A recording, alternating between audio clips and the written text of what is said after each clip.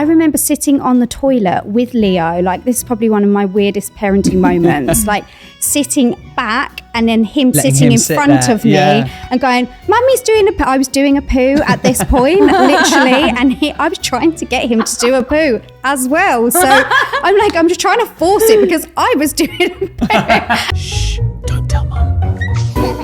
Hello and welcome to Shh, Don't Tell Mum. My name's Barney. And I'm Jamie. And this is the #1 parenting podcast in the world. Don't Google that. I'm right. Now, you may notice that this is slightly different this week. We're sat on a bench. Exactly. And it looks fairly one-sided, this podcast right now. But fear not, because we have someone sat opposite us. Jamie, could you do the honours, please? Yes, I'd love to do the honours. So we have an incredible guest. She's a life coach and her name is Charlotte Jonsie. Welcome to the podcast.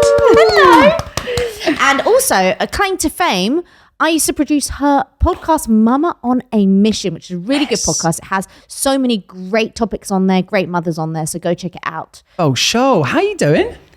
Good. I'm glad to be here. I'm loving this setup and also just loving you two vibing off each other. I definitely can tell you I've got dodgy back problems. So by the end of this podcast, I'm going to be a cripple. But it's worth it, Jamie.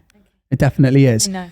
We typically start off this podcast, Charlotte, by talking about our little one. We have our little son, our 18-month-old Rocket, and we have a segment called What's New with Rocket. So I think we'll kickstart by saying what is new with Rocket this week. And I mean, for me, I feel like the thing to talk about is his tantrum to injury situation. Oh my God. Meaning, tantrum to injury. You know, they have the whole like throw themselves on the floor. Yesterday, decided to throw himself on the floor, and when he hit the floor, smacked his head into the bathroom tile. Well, he was in between the carpet and, you know, the seam that goes it's like into the runner. bathroom. The runner. You know, like the metal bit that joins the tiles. And he decided to just go boom into the floor.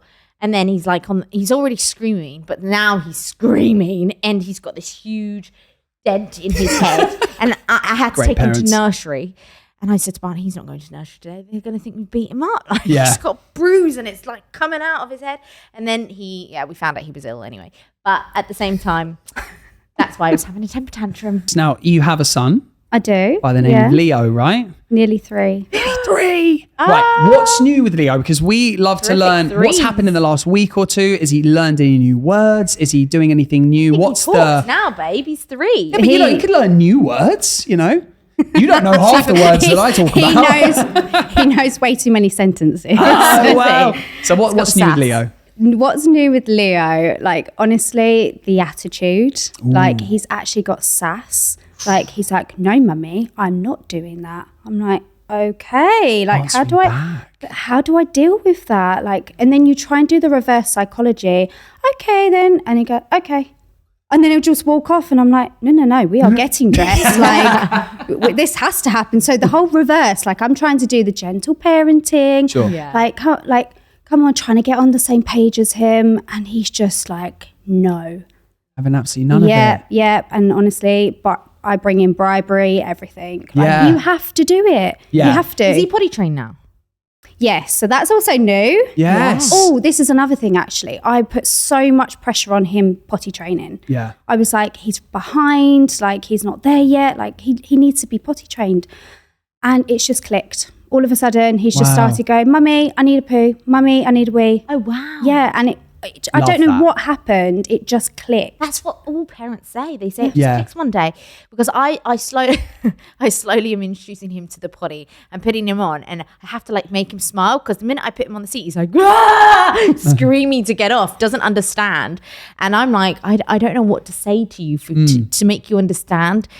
That means go to the toilet. I'm like doing all these weird noises, plop, plop. Nothing is working. And then I'm just like, this is just a waste of my time, I think. And then he's young, babe. Yeah. We're trying to do, we often try to jump the gun. We're a bit ADHD. We try and like get everything going as early as possible. But one thing that we've learned from grandparents, because you can take information from them, where you can kind of choose what to keep and choose what not to. Yeah. And my mum says, you know, like you've already spoken about bribery, 1 sweet for a wee, 2 sweets for a poo. sorted. And she said that I potty trained you guys in a couple of days, and that was it because by using that method. So we'll whatever see. you can do, we will see if that works. Yeah, exactly. I think we're going to try that method, aren't we? Well, the one thing that she did say, which me and her have been having an argument with since Rocket was really little, is the dummy situation. I never wanted Rocket to have a dummy. And she was always pro dummy. And dummies are great up to a certain age when they're like 1 because of their sleep. And then afterwards, you kind of want to stop it. And I said, listen, I don't want him to have a dummy because it causes behavioural issues. And there was a huge argument between Barney and her being like, what behavioural issues? Tell me what behavioural issues. And he goes, well, it will cause behavioural issues. Now, the minute we take the dummy away, it's like World War III has broken out. Yeah. He's pulling things off. And I'm like, guys, this is what I meant the whole time about the dummy thing. So it really is, But you know what, with the dummy thing, I also give it to Leo just at night. And also people kept saying, you need to take it away by like, what was the age 2? They tell you to take it away. Yeah. But again, he's just, Mummy, I don't want it anymore. Like he's just shifted. It just clicks. So all this pressure that you feel like have to do this by a certain point or a certain time. Yeah. I love that. And actually, I'm learning. As we're always learning as we go along, but just let it progress as it happens. Like I remember sitting on the toilet with Leo, like this is probably one of my weirdest parenting moments, like sitting back and then sitting in front of me and going, Mummy's doing I was doing a poo at this point, literally, and I was trying to get him to do a poo as well. So I'm just trying to force it because I was doing a poo. And I was even bribing saying, you'll get sweets, but he wasn't ready. Does it matter if Mummy was doing a poo and you're going to get 2 sweets afterwards? He wasn't ready for it. And then or let them do it at their own pace and not worry that they're going to forget or not ever develop if you don't keep encouraging them. I feel like they can also, like we were speaking about kind of before we jumped in here, we spoke about like the social interactions that they get at things like nursery. They'll learn off other kids as well. They'll see other kids doing it. We even saw that firsthand last week. We went away with some friends who have kids as well who are slightly older than Rocket, and they were doing things and then he was staring at them the whole time and then he would imitate them. So we're like, okay, so he's absorbing information by seeing other kids, whatever it is, play together or, clean up or whatever it was. And they learn through imitation and through social interaction as well, don't they? So, which is the scary thing, because they do learn through imitation. So you have to be so careful what you say and do, because they repeat it back to you, and you're like, "Oh, okay, that was me just coming out there." You said it, Mummy. Like, oh no, I didn't. I'm just kidding. Because we come from a family of swearers. My mum's a big swearer. Big swearer. Christine, and the that's drama the thing. queen. The whole time when we were away with our friends, I swore a few times, and the dad went to me, Jamie, you can't swear because they're older. And there's me being like, oh, I'm sorry, have I like overstepped or something? But the problem is, I'd be like, instead of saying, oh, sorry, I'd be like, oh, fuck, okay, sorry. It's true, though. It's true. And we're kind of I know that it's bad to say anyway, but, we're at a point where, Rocket's still, he's on the verge of speaking, so we can't let his first words be a bad word. But in the surroundings that he's in, I wouldn't be surprised. I'm not going to lie, I would laugh, but then we'll probably get told off by nursery. Yeah. So let's not have that. But, speaking of bad things, I've got to say, we have a segment on this show that we really enjoy doing called TikTok turn-offs, which basically loosely translates into what turns you off about social media at the moment. Social media changes so quickly every week, and things that may annoy you on social media can change every week as well. Right now, hot button issue for you. What do you hate seeing on social media?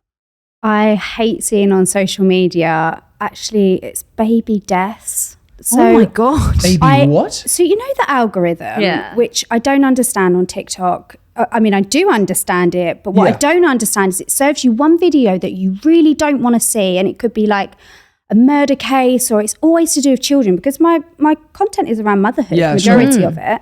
But I'll be scrolling at like 1 o'clock, 2 o'clock in the morning, because now I'm single. Like, there's no one to like make me accountable, so I don't have to go to bed. So that's one of my problems. And I'm scrolling and I just start getting, served all of these like baby deaths. And I'm like sitting there crying at night. No. Charlotte, what? I'm like, why? But then you watch one and then all of a sudden the algorithm just serves Feeds you you more. all of Yeah. them. And I'm like, how do I stop Feed the this? beast. That's what it does. It's like more, that, here's because it more. knows Turn because you off. stopped and watched it. That's the problem, isn't it? That's how the algorithm works. So there's content about like deaths, like baby deaths. Yeah, it's more like talking about how. Yeah. Oh, or no. even like, cot deaths and Yeah. it's, Mate. but it's not content. I promise you, it's not content that I want to see. But it's just you're getting hit with it every now and then. This and is you're like I love TikTok, but I hate TikTok for it. yeah. Like we were talking about the conspiracy theories. I get hooked into those. Yeah. They are a fun little rabbit hole to go down every now and then, though, aren't Yeah, they? the ones about UFOs get me as well. I love those. What about the ones that are like recent as well, like in America, like the actual like What, did you Congress see the in one- America, like aliens exist. We're going to show you And soon. then they cut it and it was a cake. Well, that was the Mexico thing, wasn't Yeah. it? Oh my God, they managed to convince people they had a real alien and it ended up being a cake. That's the thing. It's the algorithm is amazing. TikTok. How are you? Because you do majority of your business is through Instagram and TikTok when you're putting these videos out. I mean, that's how I found you because you are predominantly a life coach, but you also do you still have another job as well? Yeah. So the other side of me, how many jobs do I have? Yeah, It's like nice. parenting's one job. I've got that as like, I call it like my side hustle really. Sure. So I like help mums really through like their mental health, but also I like to keep it like real, raw, honest, just because a lot of people don't. Yeah. As in like, I think they cover it up on social media or they share the best bits or like the highlights. So I want to share like what it's actually like. And I think people appreciate that. So I do that. But then I also work for a corporate company, but I head up all of their kind of paid media. So everything from influencer marketing, content, branding, everything in that space as well. So I'm busy. Cool. Good. Yeah. So it yeah, is you need to be content. busy. Content driven is basically, Yeah. Yeah, I feel like the kind of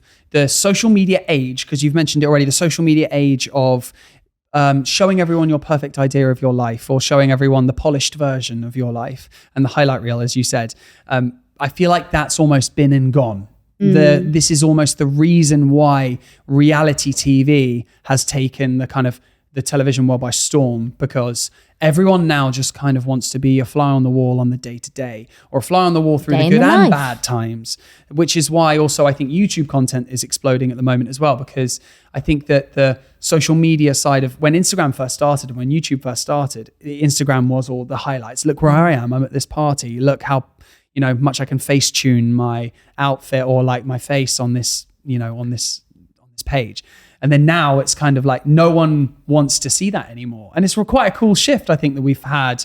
We've had the polished version. Now everyone wants the real and the raw version, which I think is why it much more suits kind of your outlook on parenting as well as life, because I think people are fed up of trying to make their life look like it just sparkles all day. Like it's it's exhausting trying to make it seem like my life is so interesting. Well, this is what I said when me and you went through a bad patch. I said, we're going to talk about this in the podcast. And we're a bit different like that because Barney's all like jokey and fun and wants everything to be like happy. And there's me and I'm like, we need to talk about this on the podcast. You, because the depressing we've gone, cloud that's like above. And I'm the fun, let's go. No, Let the but sunshine. it needs to be said that Yeah. it's not all light and fairies and True. butterflies. Very true. We went through a blip and I wanted to talk about that on the podcast. I think that's really important, especially as a new parent as well. You're trying to challenge being a new parent. Like we were together for 5 years beforehand prior to having Rocket. Then we had Rocket and our world's been turned upside down from having him. Yeah. And then obviously work's gone crazy for you, but for me I had to put my stuff on the back burner. So you're trying to juggle as a parent how to do this. And this is what needs to be said on social media. And this is what inspires me with you, because you put that and it's so refreshing to see, because I don't see many people do it. And I love it. I think it's beautiful, and anybody should go and follow Charlotte Jonsie on social media, because she really does show the other side and helps you relate to it, because I feel like everybody is struggling with something at some point. With something, yeah. And even if they don't talk about it, it's good to see someone who can talk openly about it. And then, the first, they say the first stage of anything is talking openly about it, to then, now that it's come out of your mouth, you can then address it, whatever it is, no matter how big the issue or small the issue. If you talk about it, that's why we always say that communication is the number one thing, even though sometimes, not gonna lie, I don't always want to talk about it. No. But and people are probably thinking, what are when they we actually do- talking about right now? Yeah. So, so Charlotte, you're a single mum now. How are you? Loaded question. Yeah. I laugh because I'm covering the probably like, you know, without going to in depth, I'm stuttering on my words now. Yeah. What can you say? Like, it's not something I ever imagined becoming. You know, there's a lot of stigma attached to being a single mum, and you kind of think, oh, when I'm going to go into this new single mum, no one's going to want me, no one will fancy me anymore. You know, my body is different to what it used to be. It's not like going into, you know, I'm not dating at all. God, I'm just about healing at the moment. But you do start to have all of this, like, how am I going to do this when it's just me? You know, I've got to look after my little boy. Like, I do have support and I have help. I've got amazing friends. You know, he does, my little boy does have his dad around. So we are like working out what co-parenting looks like. Again, very, very difficult when you're both trying to heal. And, you know, I've got family as well, but they are a little bit far away from me as well. So I am trying to kind of juggle all of this while, you know, having kind of a full-time job, side hustle, little one. Power woman. It's just a lot. Am I okay? I don't really know. I'm so in the thick of it at the moment. Like, I'm currently moving house because I can't afford to live in the house that I currently live in. Plus, it's full of memories. It's a 3-bed. It's a family house with a garden. And, you know, I had the dream house. Genuinely, I manifested this house. And, you know, we always talk about manifesting. I wanted this house so much. Got it. And I had the car. I had, you know, nearly a husband. Like, I was engaged to be married. And I had the family, and I wanted a second child. So I had, you know, what society says is like the perfect, you know, quote unquote setup. But in reality, that's all being kind of ripped under from me literally overnight. And I'm just having to deal with the repercussions, I guess, of what that means for me now. But one thing I do realize, and you just talking about kind of this picture perfect life, is when I was searching for content on breaking up after having kids, there is barely anything there. Okay. And I honestly believe it's because women feel quite silenced, or knowing whether it's the right thing to do, you know, for your kids, or should I talk about certain subjects, or it's really interesting that there isn't that much out there. So even when I've just shared some snippets, because definitely not full life, because no one really knows what goes on behind closed doors.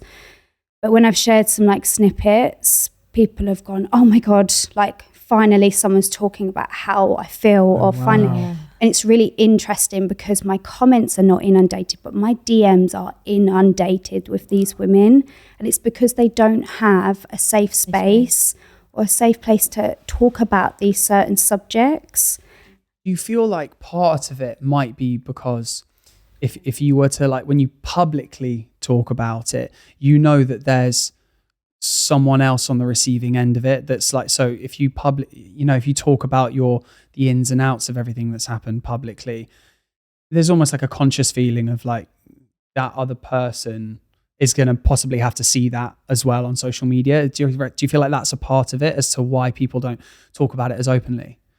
Yes, and I think people are very judgmental on social media. So they are, you know, we talk about Karens in the comments. You know, you've always got those Karens in the comments, and people side with people. You know, when there's a kind of split, you've got one side, you know, there's always two sides to every story we hear. Yeah. But that's, when I speak about it, I'm always speaking about it. It's like, okay, I'm an advocate and a voice for women who are too scared to speak up, or they feel silenced because, you know, without getting too political, unfortunately, our UK system is not set up to support single parents in the right way. It's not. And actually, you know, if we were, we'd probably be in a better place in terms of, you know, you're kind of pushed into one route or the other route as well, if that makes sense. Do you think that, I think our best way to word this, like, there are obviously like things that people's minds immediately go to when it goes to like you split up from your partner and then now so you're essentially a single parent. The most obvious things that come to mind are kind of, possibly the increased lack of sleep. You're taking on this extra load every time you have your son. You have all the additional load of everything that you used to kind of compartmentalize or split. Are there any things that are maybe not so obvious to the viewers, the listeners, that you didn't think would impact you as much that do now that, you are single parenting? Is there anything that you're like, I didn't think that this would impact me as much, but now it kind of is? It's interesting because we talk about co-parenting, unless it is 50-50 split, which majority, if you look at the stats, that the mums take on most of the load.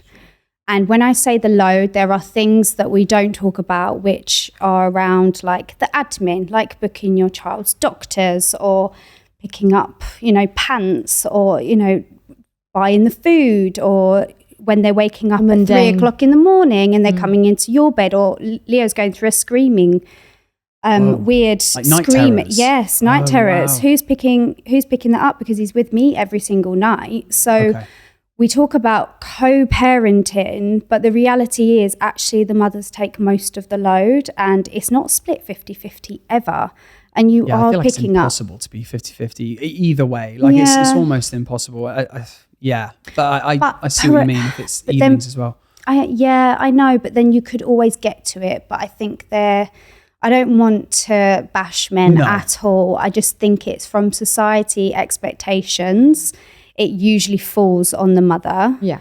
And then they're there to pick up like majority of the pieces because we just have that instinct to do it as well.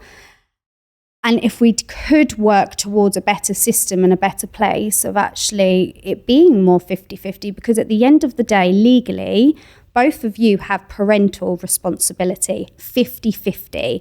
Unless one of you got custody, that's when you have full. But it's like we're working in a system that actually majority of the mothers have full custody, but actually it's not legally. You have parental responsibility dual.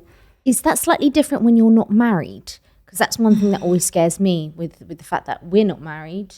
You were engaged. How is that different? I don't know if it's the same system when you separate with somebody, if it's the same system of going through, the same thing that you would do when you went and got a divorce. Maybe it's easier because you don't have to do the divorce. I don't know, but I've never really. Like, are there the legal obligations don't differ if it goes from like being married to not being married or anything like that, right? I think there are I think there's like different competencies that you'd have to look at legally, but I don't know the ins and the outs. But what I do know is when it comes down to parental responsibility, you have 50-50 unless you've gone through the courts to decide anything different. There was one thing that you posted the other day and it touched my heart, and it was a box of like the family photos, and you're putting them away and you didn't know what to do with them.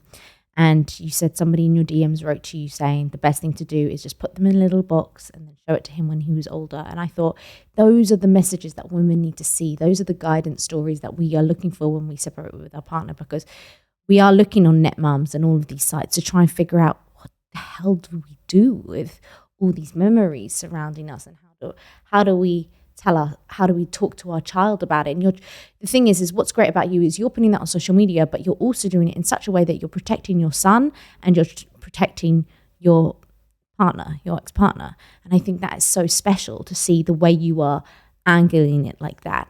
And it really inspired me. Wow, she's something else. Do you know what? Like, that was only, when was it, yesterday or the day before? Because obviously I've been going through I'm moving house. And it's all those little things that you don't know how you're going to respond to them. Anyway. Hey guys, just going to stop you right here very quickly. We just want to say thank you so much for all of the continued support with the Shush Don't Tell Mum podcast. We have such an amazing time, creating this podcast for you and having amazing guests on as well, don't we, Jamie? And we're halfway through the display. We have half the display. We just need the sofa now. I know, we are waiting. And we're every single time you see an episode, maybe we'll add a little bit more. We're going to have some mugs, cushions, sofas, things like that. So we thank you for the continued support. And if you could leave a 5-star review, that would be absolutely amazing, because it obviously helps us expand and helps us get better and better guests on each and every episode. Yeah. You said that you're like publicly, like on your comments section and things like that, it's like the same, let's say, but then your DMs are flooded. What's the overarching theme of what people have been DMing you? Obviously, we don't want to name any names or anything like that, but when people are messaging you because you're openly talking about a scenario that not many people get to talk about, or not many people feel like they have the courage to talk about, what is there similarities between a lot of the stuff that they talk to you about, or does it kind of completely vary? There is similarities, and it's really interesting when I ask my audience, you know, when you have broken up with your partner, what is the reason? Like, why did you break up after kids? And I cannot tell you the influx of messages around, it was either domestic violence, infidelity, and drugs.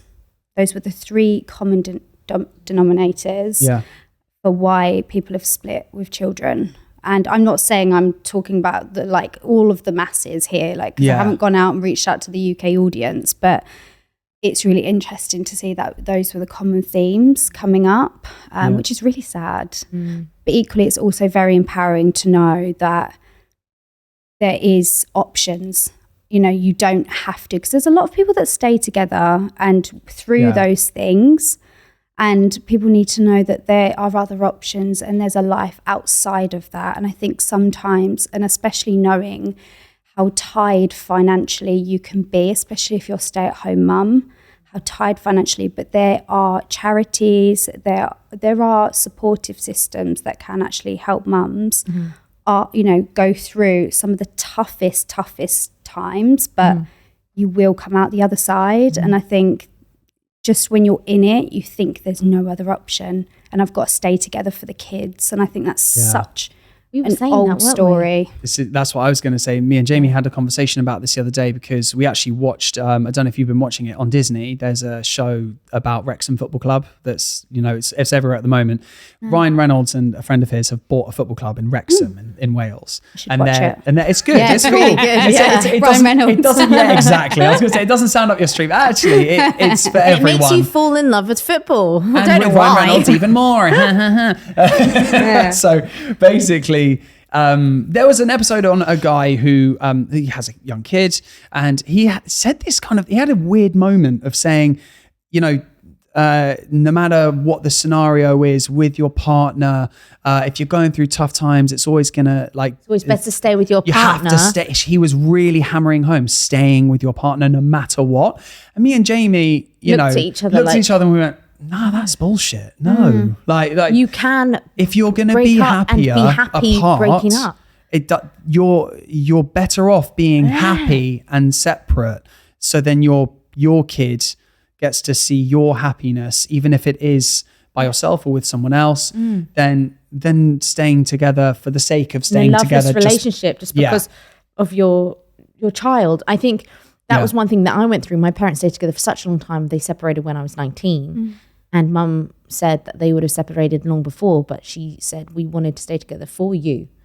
And I was like, oh my God, that put such a burden on me as a woman now, looking back, going, you could have, you know, had a much happier life, but you stayed together because of me. And I almost had that, I was riding that guilt a little bit, because remember, one day those kids will be adults.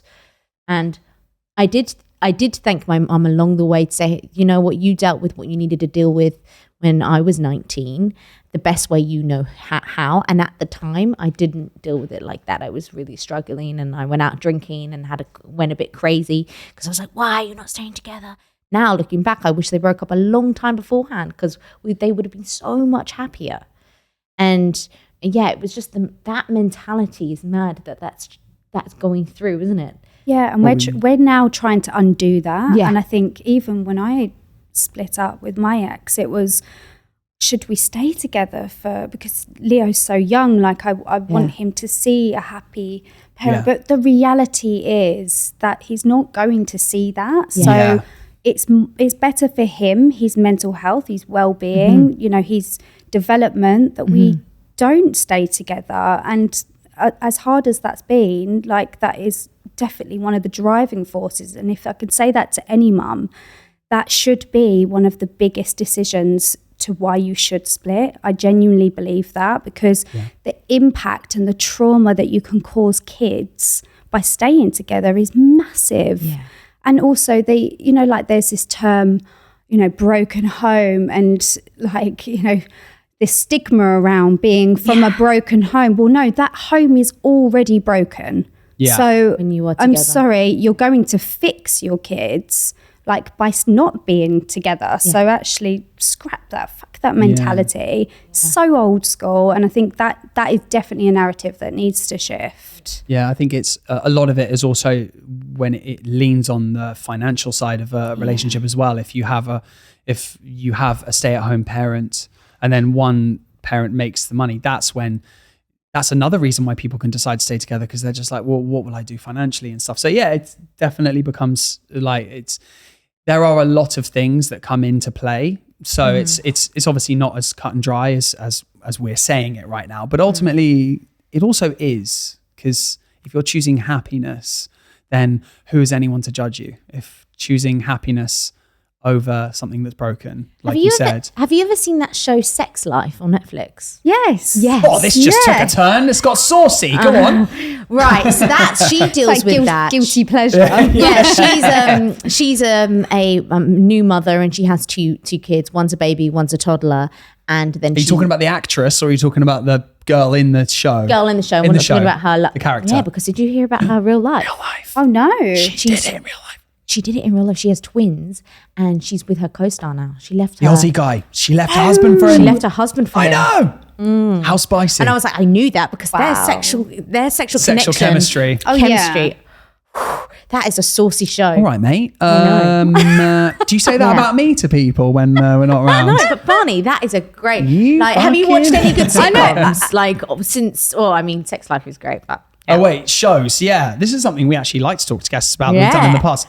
Shows. I know this took a 180, but yeah, any shows or movies that you've watched recently that you're like, that was a banger. That was my one. Was it? You sent questions before. I was like, that was my one. Yes. And I keep going, others suggested. I'm like, nothing's as good. No. I'm rewatching it already without Barney this time. Fucking hell, I getting your rocks off to Sex Life. Because on the group chat, I have a group chat with my girls, and they were like, you have to watch Sex Life. First episode, I was like, I'm not so sure. I wasn't really into it. Then watched the second, and then I was hooked.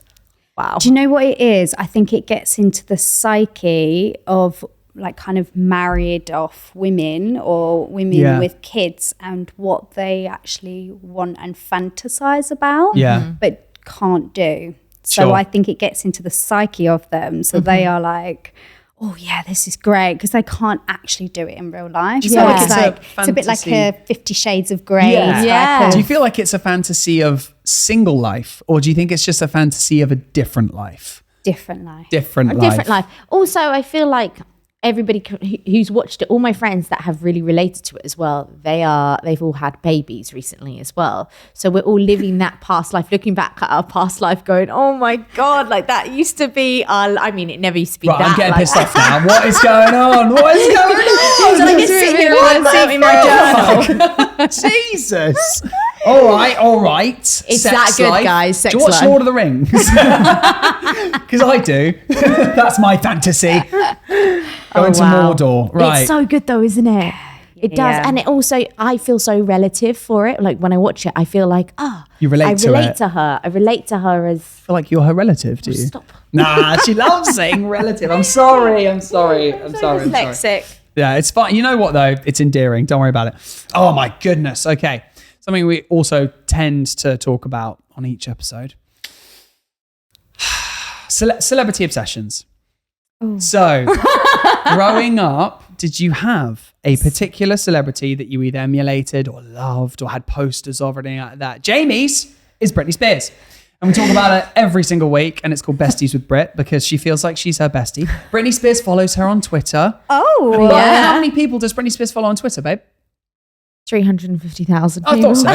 Yeah, that's right. She knows everyone back. I literally think she went through a period of following every single person In one of back. her She manic knows episodes. every single one of them. Don't worry, we'll get to Britney with you in a minute. But are there any celebrities that stick out in particular, like NSYNC? Hers was also Ashton Kutcher, but not as obsessed anymore. She wanted to be Britney. That's basically what it was. She saw Britney's pop life. Okay, and was let's like, stop with this "That now. is Let's stop. me." I mean, mine was Carmen Electra, probably. no. Wasn't that I didn't have everybody's? like a no. Those kinds of obsessions are different. He had Kelly Brook, and I did her wedding. I I had a DJ'd her poster wedding. of Kelly Brook on my wall. I mean, at- she was at like a school. sex icon, She wasn't was. she? And she DJ'd at her wedding and didn't invite me. By the way, Kelly, next time, invite me as well. That was a bit weird, wasn't it? Yeah, a little bit. All right. But yeah, did you have any celebs? Well, I had an Ollie Murs calendar. Oh, did you? Ollie Murs. Yeah. All right. That's and I one saw he haven't- got married recently, actually, and it made me feel very depressed. Oh, no. Because he was from Essex as well, and I'm from Essex. Oh, you're from Essex? Yes, and I always gotcha. thought that was going to be the best. That's my man. That's going to be the man. Yeah. Is this like X Factor days as well? Right the way back to X Yes. Factor. Oh, you were God, like, yes. "This I was bloke." like obsessed with him. Did you know he was on Deal or No Deal? Yeah, and he won a penny. No, did he? Did he actually? He was on Deal or don't No know. Deal before he went on X Factor. He went on Deal or No Deal. That's How funny! so funny. Oh and my God. I think it was something like he had 100k or a penny left. Polar opposite to you, actually. I Yes. loved Christina Aguilera. That's what I Really? used to sing. Nice. She To had be the honest, voice. she had the best album. That She had the Stripped voice. album was unbelievable. I used to listen to her album over. You would get the obviously the albums, and you'd basically give them to all your friends and share it because that was the only way of listening to music at the time. And I remember my friend lent me the Stripped album, and I didn't give it back. I was like, Damn, not you're gonna a give that savage. back. It was just so good. Yeah. Oh my God, I would cry in my bedroom listening to that track with her and one about her mum. Oh, that was about domestic violence. Sorry. Oh I know. my gosh. I know, because she Jeez. had a really horrible upbringing. Wow. Yeah, her mum used to get like hit by her dad. Damn, Horrendous. bro. Yeah, and she got like some audio and she put it on the album. No, of it. Yeah. Oh, okay. Yeah, Oh, I don't Wow. remember that. yeah, right at the intro, and it's just so bad. Oh, 'Cause God. she was- But when you're that young, do you even acknowledge that? You know, Let like alone some of get like some sort of. I imagine back then it wasn't like an iPhone, I so back think- then she I probably don't got some think sort of it audio was- equipment and tried to record. I it, think like- obviously Yeah. it was a sound, library that they got it from. Probably wasn't the actual one. Oh, not the actual audio. Oh, she put some audio of. Okay. Alrighty. Okay. Now, you know what? Last time we had a guest on, which was a long time ago, you can probably tell. But you know what? We always had this really cool question because we love to provide something for our listeners and for our viewers as well. Spotify, YouTube, etc. We like to provide a bit of, I don't know, maybe a bit of like a sprinkling of knowledge from each and every guest that we have, talking about your best parenting purchase. So for us, I have we all have these different things that we love about being a parent or providing something that really gets used a lot. It's always like this weird justification internally that like, yes, I bought the right thing. This is perfect. Yeah. My favorite thing, which I think actually you bought, was his bath seat. So he had like a suction cup thing that would sit in the bath. And And, then so it's basically like it help him had to sit up. a handle thing so he could sit in the bath and we wouldn't worry about him falling over. Yeah. That I think was the best thing we ever bought for Yeah. me. Louise Thompson, I got that from. Ah, okay. She did a I didn't know picture that. of What was the one that you used to say? Because we spoke about this a couple of I'd times. actually, you know what? You helped me a lot with this because you had in your stories, you had your Amazon purchases that you would do. yeah. And you Still did do. stuff on holidays. When you went on away with holidays with the babies, Yes. they were great. I loved it. So she has on these stories and you can click and go, what are the best things to take away with you that are reasonable and you're not going to break the bank with? It's great. Yeah, you have loads of that. What would you say is Do your you main have a product? item or product that you were like, this is a banger? Oh, I've got to say a dummy. Do you? Yes. I hate the dummy, so I am pro dummy. I'm pro dummy. Jamie's not I was pro like, dummy. best That's fine. invention ever. Especially when you're doing like a long car trip. Oh, yeah. And it's great. And when they learn the word mummy, mummy, mummy, mummy, mummy. Oh that dummy my in goodness. When you're driving, you're just like, yes, no. yes, yes, yes. you have to answer every time, right? I mean, now he's like 3. I can't really give him it. But that's why I'm saying it, because it was the best thing ever. We keep saying to people we're so excited for him to start talking, and then everyone that's got a kid that's talking is like, no, trust me, it gets old quickly. That's one of the reasons why they say he's not talking is because he's got the dummy in. Well, that's what I hear. But the problem is I need to stop he's panicking. 18 months. As a mother, I need to stop panicking He's about so everything. young. Yeah, he's so young. Yeah. I don't think we need to worry about him like not talking, and like the milestones that he hits have all been like really within a reasonable range, I would say, if you're trying to think of it that way. But then again, they all move at their own speed, don't they? I think my product would be the Dog Tot. I loved the Dog Tot at the time. That's great. It used to be called the... It's like a donut pillow that when they're newborn, they sit in, so they can't roll over. They lie down. That is great. Yeah. It used to be called the Sleep something sleep. And then they had Sleepyhead. It was the Sleepyhead. And they changed the name because babies can't sleep in it. So it would be like you dock You're not the allowed baby. to sleep. Let them sleep in it for some A lot reason. of... That's why so my friend's baby shower, we tried to get her one. But Sleepy head. obviously we're searching for it. We're like, they're discontinued. It's called a Dog Tot they've now. changed They've it. changed the name. Which makes sense. They're also bleeding expensive as well. They're like 100. I honestly don't rate them that much.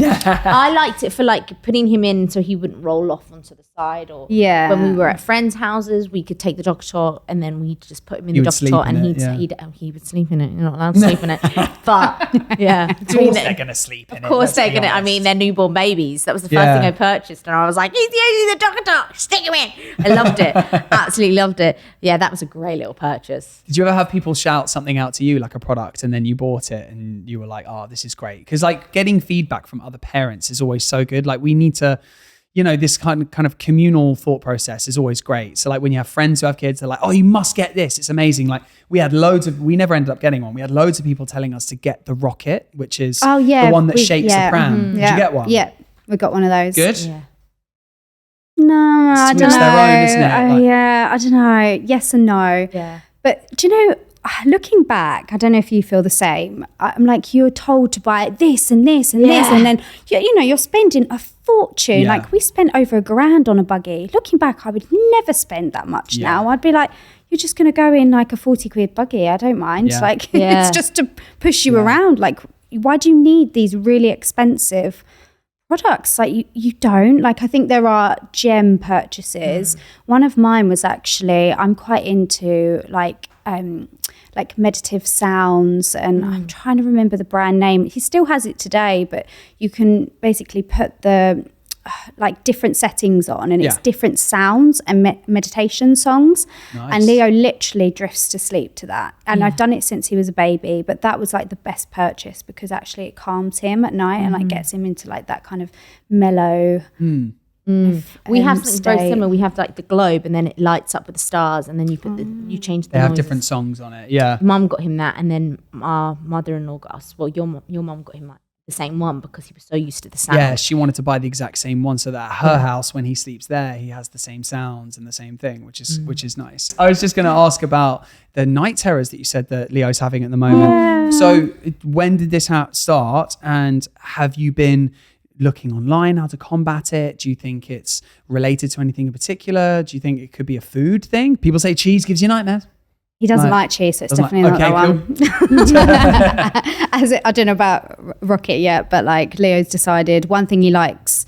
1 week he likes something, the next week, no, I don't like that. Oh no, Rocket is like that. Like constantly, and I'm like, I give up. Battling. But you love fish Cook fingers. for hours, and then they don't eat anything. I know. Frustrating. The only thing our child likes is white things, like he can't have carbs. anything green. Yeah, carbs. He won't touch anything red, so it's literally anything white he'll eat. Yeah, just plain. Yeah. Like that's what they live on. But eventually, again, I think it will just click. Yeah. Hopefully, I hope so, yeah. I'm praying. The panic of life I've as a forgotten the parent. question. What was the question? Night terrors. Night terrors. Do you know kind of how they've come on? How do you combat it? It's interesting with night terrors because it's quite alarming, like for yourself to wake up to it because he's just screaming and you're like, what's... And is he awake or is he asleep? He's not asleep. He's okay, so he's woken up and he's scared. Sorry, he is like in a dreamy state, awake sleep. Yeah. Does that make so sense? That is a night it's terror, like normally they're still asleep, they're not quite there. Yeah. And he's just screaming. So I just try and comfort him. I don't try to wake him up because that's what I've read online. Does it say to pick him up? You just leave them there and it's... You just don't wake Because him he's up. in a bed now, right? He's not in a cot. Yeah, he's in a bed. Yeah. When did you transfer him, by the way? That was one thing I wanted to ask. About 2.5. 2.5, or maybe 2 years, 2 months, I think, roughly. You'll know when they're ready. It's one of those like, okay, I think... And I let them tell you rather and maybe it was a little bit premature because Leo did fall out of bed a couple of times. I think that happens to everyone. And I was like, maybe it's not right yet. So I Do you have put to like close? pillows Did you ever lock the door so he wouldn't like be on the stairs or anything? No, because I've got a baby gate upstairs, as in like, which I'm glad I have done because he does wander around. And just to these night terrors, I actually think they've come on more since we're now moving house. He knows that we're moving house, and it's definitely impacting him because he's like, Mummy, where's this? Like, where's the bed? Where's this gone? Why is there so many boxes? Like, he's asking so many different questions. Okay. He also recognises, like, this is my house, this is my garden. I don't want to move, he said to me. So this is going to be another big transition period that we're going to have to go through.